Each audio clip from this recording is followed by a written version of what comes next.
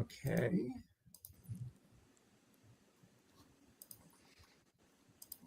We may have a cat join us. Great, and we are live. Welcome everyone to the second and final meeting of our Salome book club for this season. It's also sadly our last book club for the season after we did Grounded in the fall. But we have one coming up next year as well, so we're excited for that. We are thrilled to be joined by none other than Donna Racik, who is an assistant conductor on the Met staff at the opera and also a prompter. Hold on, Donna, I'm going to start over because I just had an email notification. By the way, my name's pronounced Racik. Racik, okay, good to know. Good to know, nobody told me that. That's okay, you're allowed to pronounce it any way you want, but if you're going to do it again. Let me just turn off my notifications. Okay. Welcome everyone to the second and final meeting of our Salome Book Club for the 2024-25 season. We are thrilled to be joined by Donna Racik from the Met Opera, who is a member of our music staff as an assistant conductor, as well as a prompter, and we're going to ask her all about what that involves, both on stage and also before we get on stage, and talk a little bit about all that goes into preparing Salome, which is a very difficult task, and one that she has done multiple times at the Met in this production and in the previous production. So Donna, thank you for being here. You're welcome. Actually, I've done 3 productions of Salome at the Met. You're probably the person at the Met who's the expert on Salome. I don't know.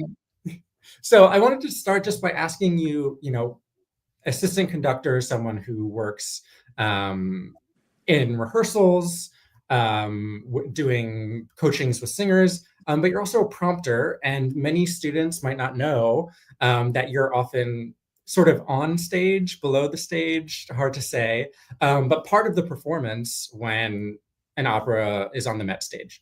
And so I was wondering if you talk a little bit about your experience as a prompter and what that role entails, and where, if anywhere, students might be able to see you during the Live in HD this weekend. Good luck on seeing me. Yeah. So where the prompter sits, the prompter is an extra set of hands for the conductor. So my responsibility in that is to take care of the stage. So the conductor's free to take care of the orchestra and the overall arc. And I'm the detail person. Every cue, whatever a singer needs, if they need words, if they need some kind of indication about, hey, you know what, you're flat, I might do that. Like, I did not know that. Oh, we can do all kinds of things. And the thing is, we develop a relationship with the singers during rehearsal. It's very obvious at the level that we work at the Met if somebody's prepared or not. Mm-hmm. They've had years, usually, before they walk into our rehearsal. That doesn't mean they've had years with the piece. They've had years of work. And sometimes the piece that they need, they've done a lot of work in the studio and all kinds of stuff, but the piece that they need to lock it in is the kinesthetic piece. That means they need to know their staging. Once they know where they are, who they're interacting with, all those things, and in that time period, it's very fluid. You have people talking to you. You might have people, motioning you. It can be distracting. Plus, you're at another level of learning. And a prompter can be extremely helpful because at that point, we're probably feeding a lot of words. We might be correcting things if they start too early or start too late and singing with them so they can just pop back in if possible. So we don't have to stop as often. I mean, if it's really something that we want to, hey, let's just stop. Let's understand what happened and let's fix it. But sometimes that's not what's necessary. What's necessary is they want to see how that piece of the scene goes so they can get an idea. And so the prompter has a lot of input early on. And what you can tell immediately, they can tell it looking at me. I can tell it looking at them. The conductor can tell looking at me and them. we can tell who's prepared. And if they don't trust me, they won't jump with me. In other words, if something isn't right and they think they're right, and I tell them, no, you're not right, come with me, I'll sing it, I'll mouth it, they trust me to go. Does that make sense? Yeah, and it makes sense because we've spoken with Elsa Vandenhever, who is Salome in Salome, and she was sort of effusive in how grateful she is and how much she loves the prompters at the Met, and says like you guys saved her life and she couldn't do it without you. And just the other night, I guess it was 2 nights ago, I was at the Met seeing Salome again. And during her bow, she actually got down on the ground and kissed you. So I was wondering what is your relationship like with Elsa? And she has also spoken a lot about preparing so diligently for Salome, first in Paris and during the 2020-ish. So what is your preparation like with her, and how do you develop a relationship with an artist when the role is so demanding, both technically and also emotionally and in other ways? Right. So let me just say, Salome is really hard. Mm-hmm. I mean, really hard. And so early on, we were talking about prep. And I just said, I don't know. I haven't done the show for, 9 years or so. And so when I approach it again, I sit at the piano and I'm going, oh God, I don't want to do it the same way. I want another level of my prep. I want another understanding of what the composer's doing, whatever. That means actually that it's a little painful, because I'll take it apart. It's like taking a puzzle apart again, thinking, it's not that I'm not familiar with it. It doesn't mean I can't walk into a rehearsal and do it. That's not what I wanted. That's the way she is. And so we were talking about it, and she said, oh, this was so hard. I was on my own during COVID. And she said, at times I just wanted to throw the score across the room. And I said, I know, it's very thorny. And emotionally, it's extremely difficult. It's very difficult, especially she had let's just talk about this production. This production is very difficult because you deal with a young girl. Salome is a young girl, no matter the production. It's supposed to be. And she is traumatized. She's deeply traumatized, and she's desperately trying to just function. When we were preparing this in rehearsal, it's a very vulnerable place. Mm-hmm. So my role, and I do this with anybody, is holding space. And that means feeling what they're feeling, supporting what they're feeling, and doing whatever I see is necessary to support the person, first of all, always that, but also where they're going and what they're trying to do and what the development is. And sometimes, a lot of times, that's conversations on the side, or just that feeling of empathy for the process. And when I'm in the prompt box, listen, I don't want to say anybody, that's not true. Let me up and say not anybody. I do think the basis of prompting is conducting. So if the cover conductor's not there, I conduct the piano rehearsal. And that is part of my prep. I think that's absolutely basic, because I'm conducting in that space in the prompter's box, right, if necessary. It depends on the spot. Basically, I want to be as clear as possible, give them what they need, so it's not disruptive in any way. But this piece is an active piece. So it means that I mirror. So when someone is feeling angry, I mirror it. If they're feeling scared, I mirror it, because it's in the words. And in that sense, it is theatrical, isn't it? It's something that we would do as an artist, as a musician, at whatever instrument you're in. My instrument's piano, but you would want that color and that emotion, and the same thing here. And so at the end of the show, which is exhausting for her, considering just the range of emotions, right? Right. And 2 hours nonstop. Right. With no and intermission. In this production, can I say, in this production, there's no water drink. There's no place, can I have a drink? In the previous production, Mhm. So okay, I'll just pop it back there. Mhm. Salome is up on this scaffold, and and she's up there quite a long time, like, but she's not. This production, Salome is face to face with Johanna and John the Baptist. Mhm. She's face to face with Herod a lot. At times, she is doing her sort of dance, by herself in that third scene, but basically, she is on. Mhm.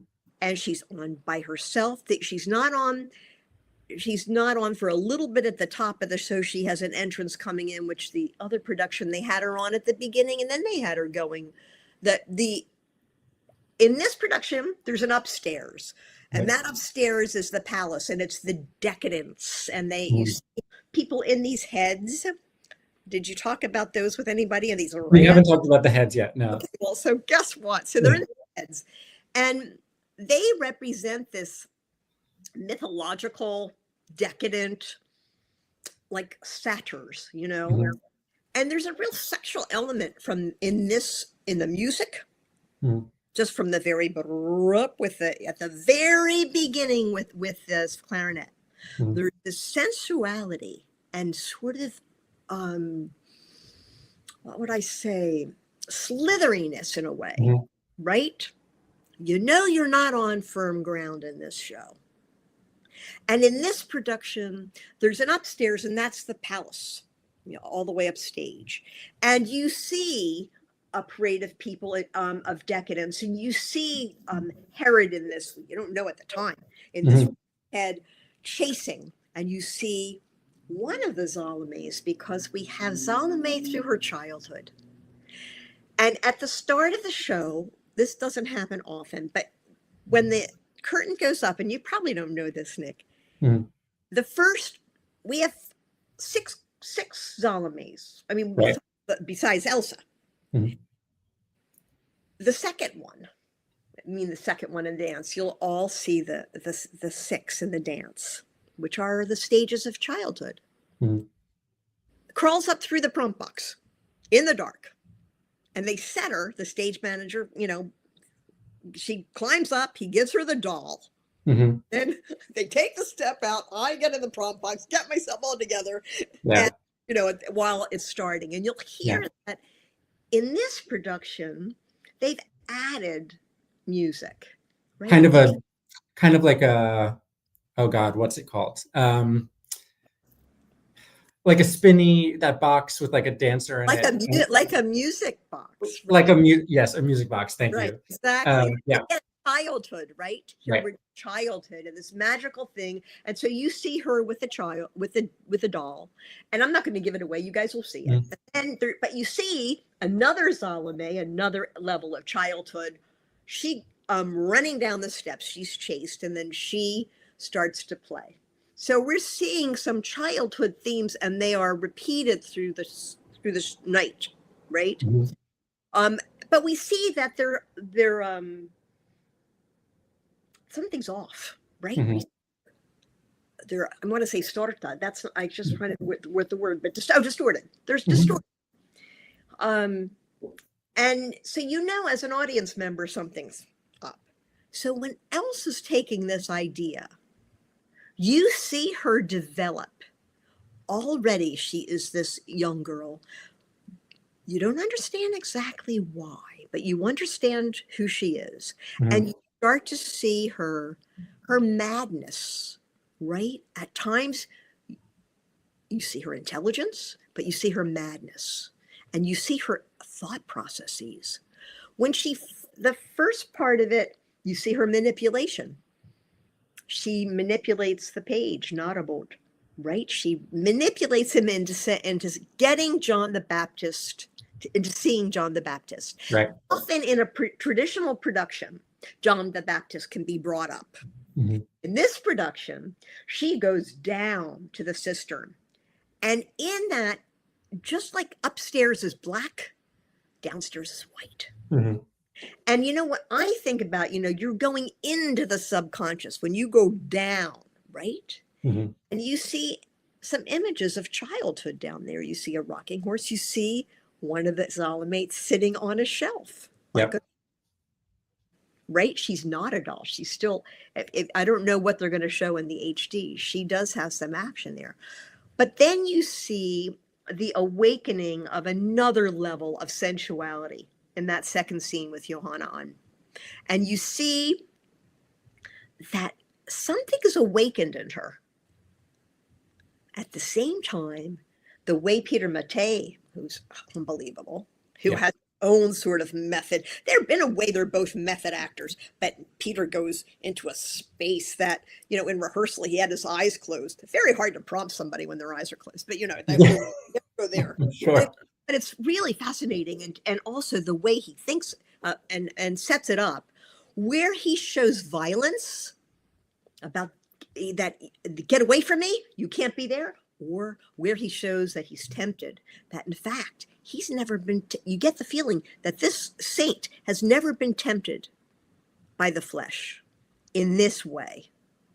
And there's that moment, and there's another moment where you think he's going to convert her, and you see, and this is going to be really wonderful for you to see in HD, you're going to see that she considers it like, oh wow, who is this? And then you see her, you see the madness.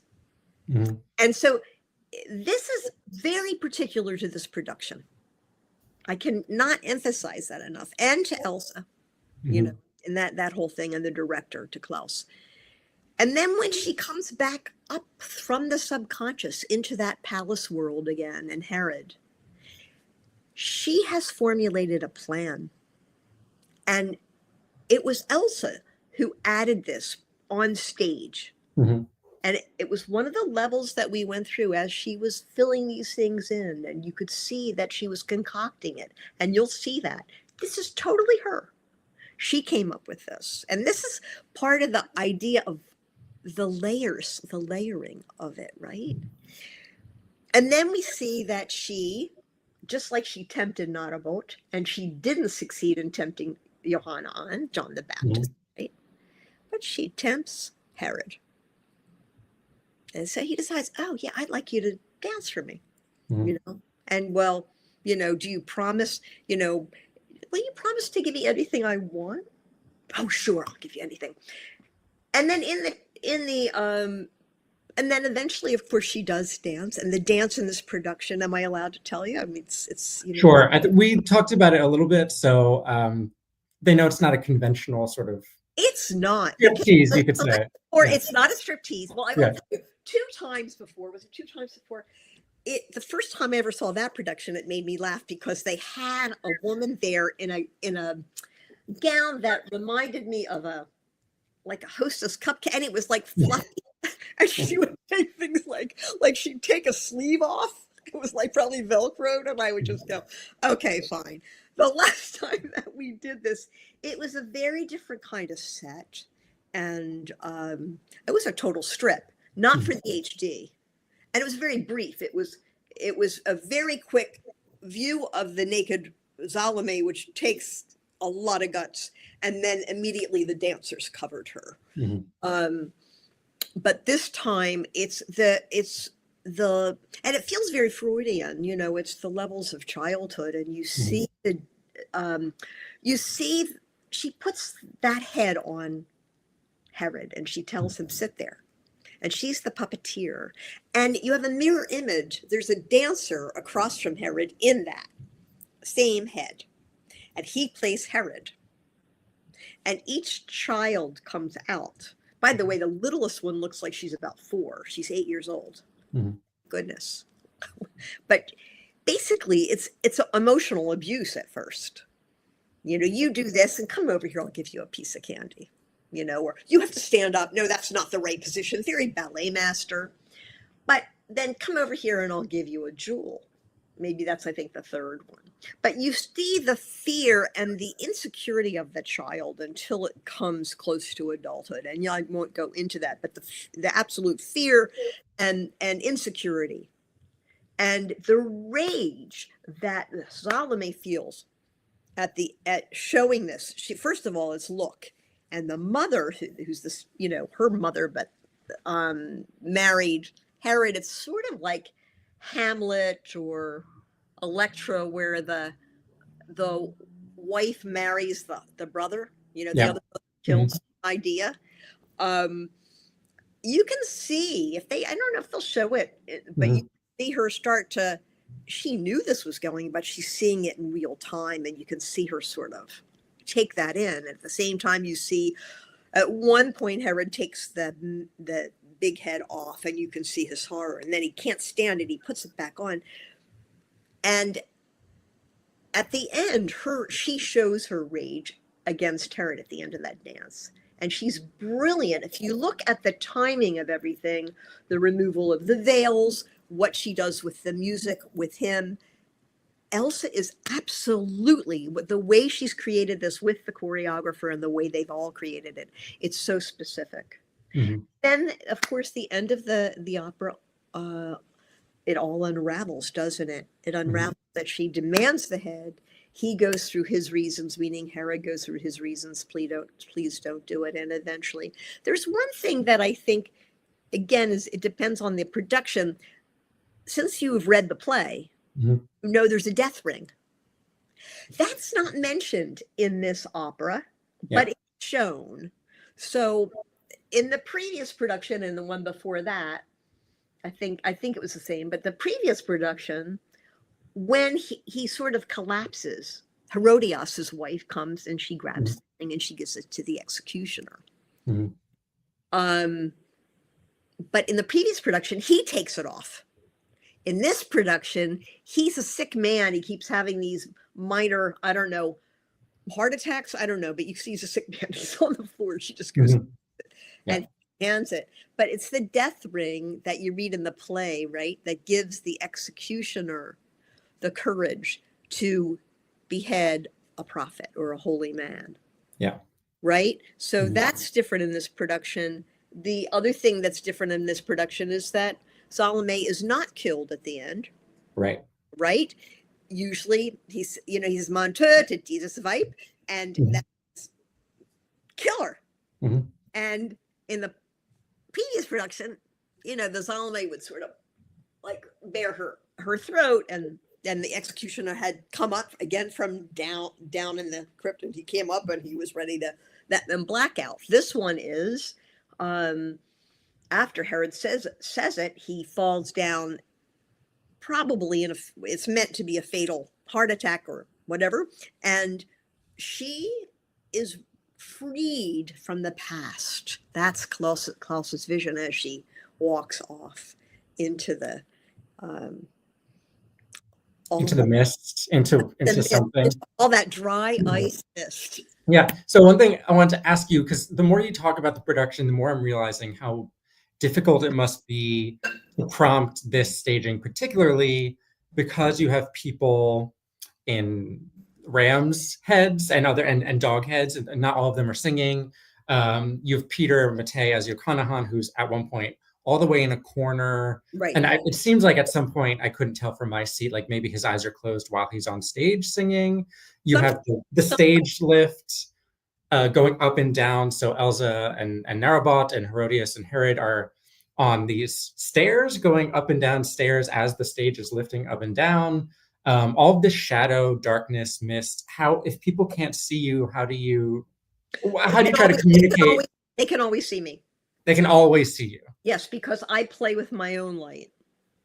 They always can, except when Peter is in the corner, Nima, there, we worked on that downstairs. And what I did is I just got up and I went over and conducted it right in the corner till it was set. And now it's totally set.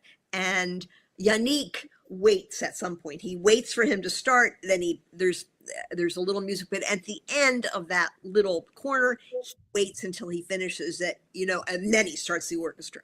So we've worked, again, those are things you work out, because there's no way you can see anybody there, but he wanted that moment with her, which she has developed into like a cower.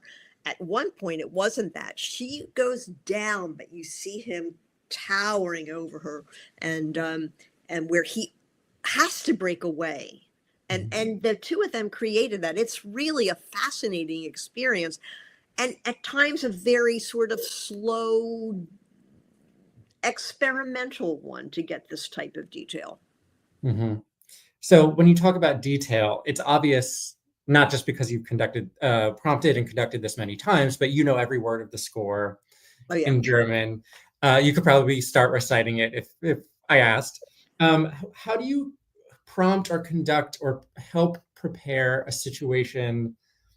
I'm thinking of one particular scene in Salome where you have the five men Oh, arguing about the nature of God, and they sort of come out and they're all drunken, they stumble out of the party, and they're this, having this debate about whether Yohannon's really the prophet and whether it's, what is the nature of God, and just the five of them are just yelling, and then two more guys come and they're yelling, and well, eventually Herodias, they're singing right, those guys, but the five Jews, yeah, the way they're characterized is they're argumentative, and they're yeah, all argue with each other, and they argue with really anybody. right. And it is one of the famous spots in opera. It's one of the hard spots, and so we're very much in contact because it's easy as many times as we do this, and we rehearse it right before the show, and they're all really good. It's Mhm. easy to get off. And what I say to them is, if you get off, nobody can tell. I mean, I can tell I'm right there, but the conductor's too busy usually. And it's only for a little bit. It might be for a bar or two, and I'll get them right back on. But it is a very technically, it is a difficult spot, no question, for everybody. And it's one of the things that opera and music can do, because when you read the play, the lines are successive, they're subsequent. It reads as them having a pleasant conversation where they each take turns. It doesn't read as this like clamorous Exactly. arguing that No, Herodias has to be like, it's please stop. compressed. It's Yeah. compressed in the opera. And in fact, if you look at the play and you look at the opera, Strauss wrote, he slimmed it down. It's like Mhm. Verdi slimmed down Otello in a big way, Boito and Verdi. Yeah. If you look at both things, Shakespeare's is very sprawling, but Verdi's is straight through, right? Mhm. And this as well, that he took out extraneous characters, he compressed certain things, he chose carefully, as far as what he wanted in and what he didn't. A lot of it is verbatim, I would say, Mhm. but there are pieces of it that are not, and you see that dramatically it's tighter.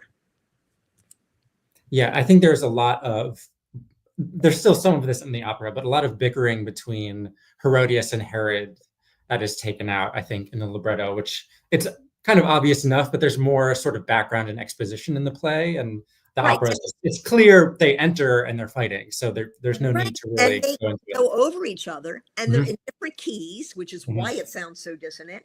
Yeah. And John the Baptist, when he comes, is totally different. It is dissonant, but at the same time, you get all those layers. And so, as you said, it's not successive dialogue, it's all in one spot, right? Mhm. Yeah, I'm wondering if you could tell us a little bit about. that's a cat. Oh, there. she's she's like, she wants to be part of it. You say hi, and then you have to go down. Bye. Oh, hello. I'm wondering if you could tell us a little bit about where you start prepare. I mean, what is the really baseline? Is it, when you're preparing something like Salome that you've done before, but it's a new production?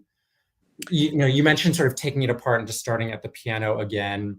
How much of it is going over the language? How much of it is Well, the driven by language, no. rehearsal? That would have been way, way back, right? Hmm. That the language, no. Yeah. But that's because it's not new, Yeah. right?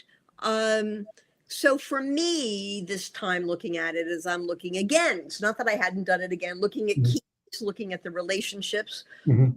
at the decisions that he made. This is early in his career. He would have done it differently later, and that's Mhm. probably occurs to some of us as we look at it now. Mhm. Brilliant! It is genius. Mhm. At the time, it was avant-garde. I still think it's rather avant-garde. Yeah. Do you, when you watch it, I find it. I think there are elements of it that certainly are, and I think a question or a problem that I think now I'm thinking of the director, any director has to solve is how to make it as, not necessarily as controversial, but as challenging to us as it was in 1907 or whatever it was, or 19. And I think this production does a really good job of making us uncomfortable in a way that others might not, but maybe you disagree. I don't know if I disagree. I would say that the word that I would use is pertinent. Yeah. It's pertinent to our society and the things that we'll talk about now that we wouldn't talk about, say, certainly not in his time, but you know, say 50 years ago, 60 years ago. Now we're willing to look at it, right? And we understand different kinds of abuse. We understand that there's emotional abuse. We understand that there's physical, sexual, whatever abuse. We also understand trauma in a way that we weren't willing to look at. So PTSD is not only with war. We know that someone who has been abused is traumatized. And I think as an audience, we are more sympathetic to it, more open to it. And I also think that this packs a punch. I think the way she's doing it, the way it's done, I want to also say, so one of the things about Elsa's, the way that she's doing it, is that she specifically is going for sounds that are youthful, and listen for that. Listen for it. They're not hard sounds. They're youthful. They're joyful. They're light. This is a girl, right? This is a girl with bouncy curls, right? And what does, on a technical level or a sort of specific level, what is a youthful sound? Is it in terms of like her diction or her vowel, like, or is it her color? Her color. She has such a range of color and approach. Sometimes when she's talking to the head, for instance, when you hear her say that, your tongue, though she says it, she is as incisive. She takes it off and takes it off the pitches. At other times, when she's talking about maybe mouth or moon, she'll float it. Everything is quiet. Yannick takes the orchestra way down. She floats it. So when I say that this is hard, this is Olympic level technicality. How you technically, when she approached this, but probably when any singer says, "Can I do it?" Well, that's a great question, because the technical demands are considerable, and then what your choices are, and they're very different. What your choices are when you go low or when you go very high, and how you manage the stamina of this. It's a long night. It's that way, Yeah, and those choices, are they worked through? I assume the answer to all of this is yes, but with you, with the conductor, with the director, with everyone, or is it something the singer says, "This is the way I want to do it," or do you maybe coach them through multiple options and then you? I think this is very individual. Yeah. In Elsa's case, a lot of people will come. It's already, listen, this is so hard. They come already with their choices, Interpretation. Their technical choices too. Yeah. It doesn't mean that doesn't change, develop. That's certainly what happened here as she comes up with other ideas. But I would say that working with Yannick, she would say, this is what I want to do, and he's already there. He's already there. You know what I mean? It's not like you have to have a long discussion. You go, yes, of course, and it's that dialogue. It's like chamber music. You're having that dialogue of color and what you want to do, and it's a team. Opera's a team sport. On that note, I want to ask you one last question, which probably has nothing to do with Salome, but you as the prompter often have to save the day. What is the craziest or most unexpected thing that you've done or had to do during a live performance at the Met? Oh, one of the craziest, because everybody has stories, is that when I was doing flute, 3 boys didn't come in the last scene. They were late. I don't know what happened. They come from upstairs. And for whatever reason, they weren't on stage. So I had to sing the boys with Papageno. And I am a soprano, but I'm not a boy soprano. And Yeah. so I chose which one to sing until they finally showed up. And I got a lot of comments from the orchestra telling me I was a great boy. Yeah. I was going to say the same thing. Yeah, I don't know how you choose of those three Yeah, voices, which one do you whoever, do? who knows what I chose at the time. Obviously, there's only one at a time, but Yeah. well, who knows? You just do it Yeah. to Yeah. make sure that the other singer has something to go with. Yeah. Wow. Well, thank you, Donna, for joining us. We're excited to see you, if not actually see you, see where you are, see where you're located. You'll see a little, like, it's just raised. Basically, I'm in the orchestra pit, but the singers see a little bit more of me. They see a little, if I move my screen, they see that, right? Mhm. So that's what they see. And what I see is this whole stage. So I don't think about what's behind me. I don't think about the space behind me. I'm really looking out. And you might see my hands at the end because sometimes they shake my hands. And last time, as you said, Elsa got down on her feet to give me a kiss. Exactly. But you never know what's going to happen. We hope you get a handshake at least, if not more. And we'll be thinking of you the entire time. Thank you for your time, and we'll see you around the house. Okay. Take care now. Thanks so much. Okay. Bye.